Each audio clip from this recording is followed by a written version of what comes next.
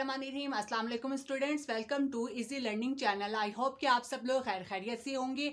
As you know TET के हमने humans के अंदर डाइजेस्टिव सिस्टम को पढ़ लिया और सर्कुलेटरी सिस्टम को। Today's we will start our next chapter that is the gaseous exchange in which our topic is the respiratory system in humans. आज हम ह्यूमंस बींग्स के रेस्पिरेटरी सिस्टम के बारे में पढ़ेंगे। रेस्पिरेटरी सिस्टम को हम एयर पैसेज वे भी कहते हैं। अब ह्यूमन बींग्स के अंदर जो एयर पैसेज वे है वो कंसिस्ट करता है nostril, nasal cavity, pharynx, लैरिंग्स, ट्रैकी, bronchi, bronchioles and alveolar ducts पे। सबसे पहले हम स्टार्ट करते हैं the structure.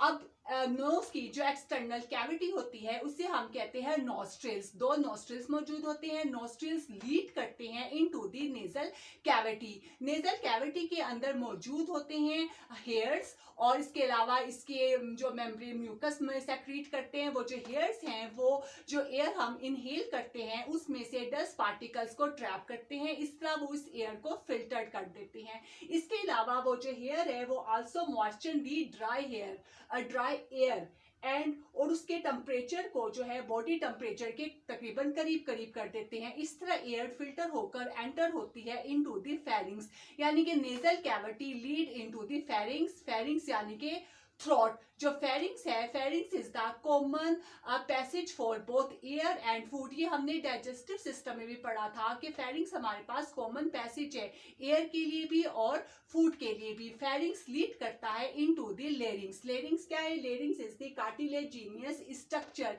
Which is present above the ट्रैकी। ट्रैकी के ऊपर मौजूद होता है। लेरिंग्स को की जो कैविटी है उसे हम कहते हैं ग्लोटिस। ग्लोटिस के ऊपर एक कार्टिलेजिनियस मेम्ब्रेनियस स्ट्रक्चर मौजूद होता है जिसे हम कहते हैं एपिग्लोटिस। एपिग्लोटिस का हमने डाइजेस्टिव सिस्टम में भी जिक्र किया था। एज यू नो डैट के ट्रैकी और एसोफेगस दोनों साथ साथ मौजूद होते हैं। तो हमने डाइजेस्टिव सिस्टम में पढ़ा था कि ये जो एपिग्लोटिस है वो एज अ कवर के तौर पे काम करता है, यानी कि जब फूड एसोफेगस से पास हो रही होती है तो ये जो एपिग्लोटिस है वो ट्रैकी को कवर अप कर लेता है ताकि जो फूड या लिक्विड पार्टिकल्स है वो ट्रैकी के अंदर एंटर ना होने पाए। एज अ प्रिवेंशन के तौर पे एपिग्लोटिस काम करता है। अब लैरिंग्स के अंदर मौजूद होते हैं a pair of looped structure जो कि हवा की वजह से वाइब्रेट होते हैं जिससे साउंड प्रोड्यूस होती है, इसलिए हम लैरिंग्स को साउंड बॉक्स भी कहते हैं। लैरिंग्स के बाद मौजूद होती है हमारे पास एयर कैनाल यानी कि ट्रैकी। ट्रैकी क्या है? ट्रैकी is the tubular structure which lead into the chest cavity. Chest cavity तक जाता है और चेस्ट कैविटी में जाके जो ट्रैकी है वो दो में डिवाइड हो जाता है जिसे हम कहते हैं ब्रोंकाई या सिंगुलर ब्रोंकस। हर ब्रोंकस अपनी अपनी साइड वाले लंग्स में एंटर होता है। अब ये जो ट्रैकी है, ट्रैकी के ऊपर हमारे पास मौजूद होते हैं सी शेप कार्टिलेजिनियस रिंग्स जिसकी एक एडल्ट पर्सन के अंदर उनका नंबर होता है तकरीबन 16 से लेकर 22। अब ये जो सी शेप कार्टिलेजिनियस रिंग्स होते हैं इनका क्या काम होता है कि जब हम अपनी नेक की मूवमेंट कर रहे होते हैं तो उसकी वजह से it prevent the twisting of the ट्रैकी। ये ट्रैकी की ट्विस्टिंग को रोकता है नेक की मूवमेंट की वजह से। It also prevent the collapsing. उसके बाद हमने कहा कि ट्रैकी जो है चेस्ट कैविटी में एंटर होने के बाद दो में डिवाइड हो जाती है जिसे हम कहते हैं ब्रोंकस या ब्रोंकाई। हर ब्रोंकस अपनी अपनी साइड वाले लंग्स में एंटर होता है। लंग्स में एंटर होने के बाद ये जो ब्रोंकस है वो डिवाइड और रीडिवाइड होकर मजीद स्मॉलर ट्यूब्यूल्स बनाती है जिससे हम कहते हैं ब्रोंकियोल्स। ब्रोंकियोल्स का डायामीटर तकरीबन 1 मिलीमीटर तक हो जाता है। और अब ब्रोंकियोल्स पे जो ये कार्टिलेजिनियस रिंग्स है वो मौजूद नहीं होते।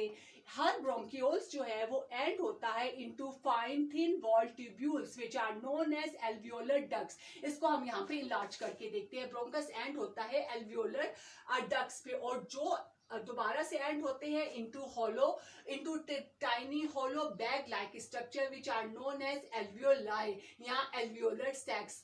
और यही जो एल्वियोलाई या एल्वियोलर सैक्स है, these are the functional unit of the lungs. ये लंग्स ही फंक्शनल यूनिट है, यानी कि यही वो जगह है जहां पे लंग्स में गैसेस का एक्सचेंज होता है। ये जो एल्वियोलाई होती हैं, इनके अंदर मौजूद होती है पल्मोनरी आर्टरी की ब्लड कैपिलरीज, जो कि हार्ट से डीऑक्सीजनेटेड ब्लड लेकर आती है। यहाँ पे फिर वो डीऑक्सीजनेटेड ब्लड ऑक्सीजनेटेड होता है और फिर ये ब्लड कैपिलरीज इकट्ठी होकर वेन्स बनाती हैं और उस ऑक्सीजनेटेड ब्लड को वापस हार्ट तक लेके जाती है, जैसे कि हमने स्ट्रक्चर ऑफ हार्ट में भी पढ़ा था।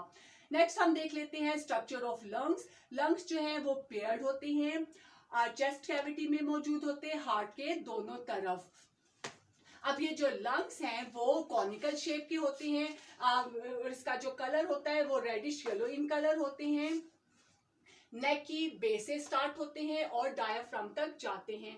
अब ये जो राइट लेग होता है वो लेफ्ट लेग से थोड़ा सा ब्रॉडर होता है और जो लेफ्ट लंग्स है वो राइट लंग से थोड़ा सा लॉन्गर होता है। अब ये जो each lungs is enclosed bye a double membrane, इसकी मेम्ब्रेन को हम कहते हैं प्यूरा। प्यूरा के अंदर मौजूद होता है फ्लूइड, जिसे हम कहते हैं प्लूरल फ्लूइड। अब प्लूरल फ्लूइड का काम क्या है कि it protect the lungs from the friction during its construction and expansion. Next हम देख लेते हैं मैकेनिज्म ऑफ ब्रीथिंग। अब ब्रीथिंग का मैकेनिज्म क्या है? ब्रीथिंग हमारे पास एक फिजिकल प्रोसेस है जिसमें गैसेस एक्सचेंज होता है between lungs and their external environment. अब ब्रीथिंग का मैकेनिज्म दो फेजेस पे कंसिस्ट करता है, इंस्पायरेशन यानी कि इनहेलेशन एंड एक्सपायरेशन यानी कि एक्सहेलेशन। एक नॉर्मल पर्सन जो है वो नॉर्मल कंडीशन में तकरीबन 15 से 20 टाइम्स ब्रीथ करता है और ये हार्ड वर्किंग या एक्सरसाइज कंडीशन में ब्रीथिंग रेट इंक्रीज होकर हो जाता है तकरीबन 30 to 40 टाइम्स पर मिनट। अब सबसे पहले हम देख लेते हैं इंस्पायरेशन को। इंस्पायरेशन या इनहेलेशन क्या होती है? The intake of fresh air into the lungs. Lungs के अंदर फ्रेश एयर के इनटेक को हम कहते हैं इंस्पायरेशन या इनहेलेशन। अब इसके अंदर कौन कौन से इवेंट होते हैं? सबसे पहले ये जो डायाफ्राम के मसल्स हैं वो कंट्रैक्ट हो जाते हैं। इससे पहले मैं आपको थोड़ा सा डायाफ्राम के बारे में बता दूं। डायाफ्राम क्या होता है? Diaphragm is a sheet of skeletal muscles जो कि चेस्ट कैविटी को एब्डोमेन से सेपरेट करती हैं। तो इनहेलेशन में क्या होता है कि जो डायाफ्राम के मसल्स हैं वो कंट्रैक्ट होते हैं, जिससे डायाफ्राम डोम शेप के बजाय फ्लैट स्टेट में आ जाता है और रिब्स के जो इंटरकोस्टल मसल्स हैं वो भी कंट्रैक्ट होते हैं, जिसकी वजह से वो रिब्स को पुल करते हैं अपवर्ड, फॉरवर्ड और आउटवर्ड।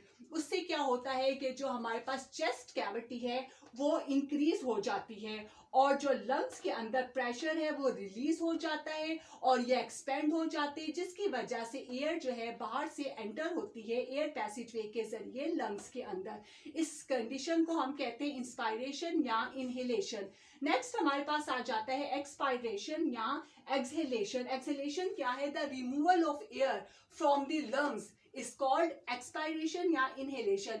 इसके अंदर क्या कौन कौन सी फेजेस होती हैं कि जो डायाफ्राम के जो मसल्स हैं वो रिलैक्स हो जाते हैं, जिसकी वजह से डायाफ्राम वापस अपनी डोम शेप में आ जाता है और जो रिब्स के इंटरकोस्टल मसल्स हैं वो भी रिलैक्स हो जाते हैं, जिससे जो रिब्स को ये पुल करते हैं डाउनवर्ड और इनवर्ड और ये जो चेस्ट कैविटी है वो डिक्रीज हो जाती है, जिसकी वजह से लंग्स के अंदर जो प्रेशर है वो इंक्रीज हो जाता है और वो हवा को बाहर की तरफ एक्सपेल आउट कर देते हैं। तो ये हमारे पास था respiratory system in humans and the mechanism of breathing. I hope कि आपको समझ आ गया होगा। अगर आपको समझ आ गया हो, पसंद आ गया हो तो मेरी वीडियो को लाइक कर दें और मेरे चैनल को सब्सक्राइब कर दें। इंशाल्लाह ताला आपसे नेक्स्ट वीडियो में नेक्स्ट टॉपिक के साथ मिलते हैं। तब तक अपना ख्याल रखिएगा और मुझे दीजिएगा इजाजत। अल्लाह हाफिज।